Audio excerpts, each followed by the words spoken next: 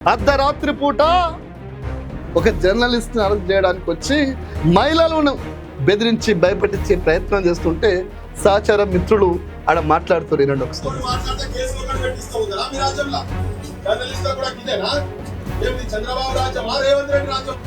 తెలంగాణలో రేవంత్ రాజ్యం నడుస్తుందా, చంద్రబాబు రాజ్యం నడుస్తుందా అని ప్రశ్నిస్తున్నారు.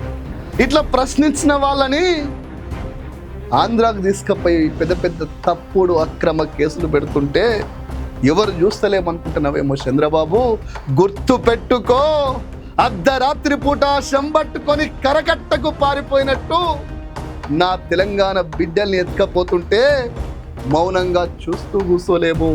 మరొక్కసారి ఉద్యమ పార్టీ అధికారంలోకి వస్తే తెలంగాణ అస్తిత్వం తెలిసిన వాళ్ళే ముఖ్యమంత్రి పీఠం మీద కూర్చుంటే ఇలా తెలంగాణ బిడ్డల్ని ఎత్తుకపోతున్నావు కదా, నీ బిడ్డల్ని కూడా గిట్లే అర్ధరాత్రి పూట ఎత్తుకొస్తాం. గుర్తు పెట్టుకోండి.